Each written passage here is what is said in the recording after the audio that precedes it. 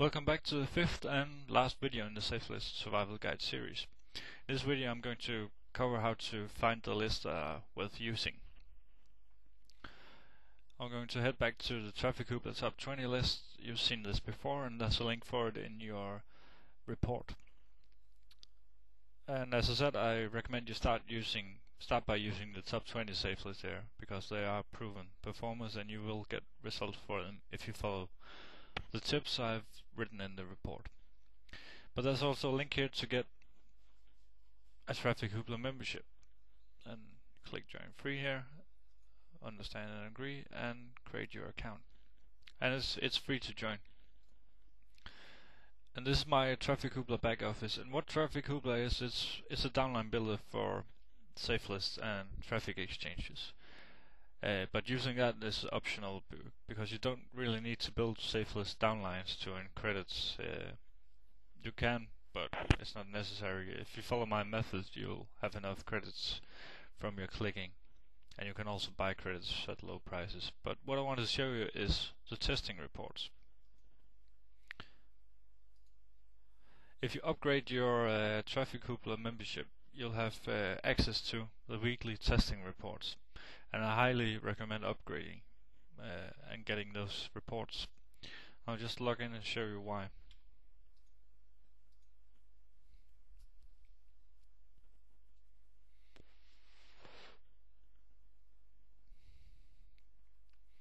They have a report on traffic exchanges on Yahoo groups, but that's not important to us right now. And as you can see, it's around $15 a month for our upgrade membership. It's good value. But let's have a look at the safe list report. Now I use this and read it every week, and these are the current top 20 safe lists. And there's some stats and trends and stuff in here. But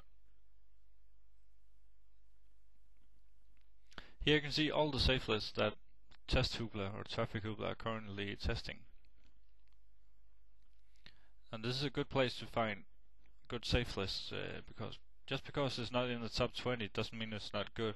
It could be number 25 or something. So I test all of these myself, and they have links to them here.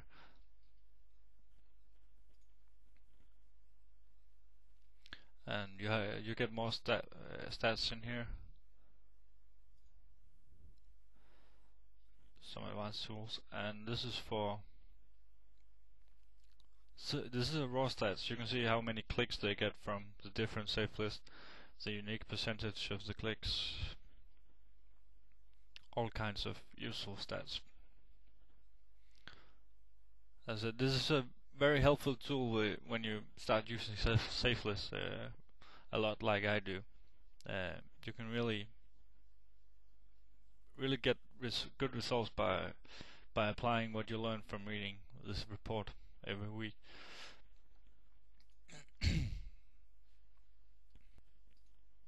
So using Traffic Hoopla, the top 20 and safe list report, that's a good way of finding safe lists that work. Another way is something I'm going to show you now.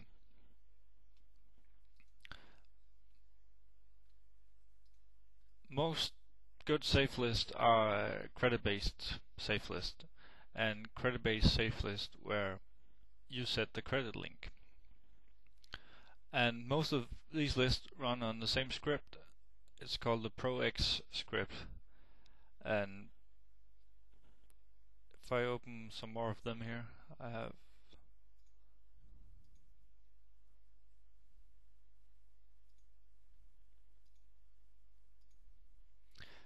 you'll notice that they look very similar, and you'll often be able to see that it's a ProX list when you look at it. And sometimes they'll have the banner powered by ProX down here. But using SafeList ProX list, that's always a good idea, because they're the ones that let you specify your credit link, and they work a lot better than most other safe lists. Another way to find good working safe list is look at what people are promoting. Often people will promote safe lists on the safe list, and if you see a lot of different people promoting some safe lists, it's a safe bet that it's at least worth testing it.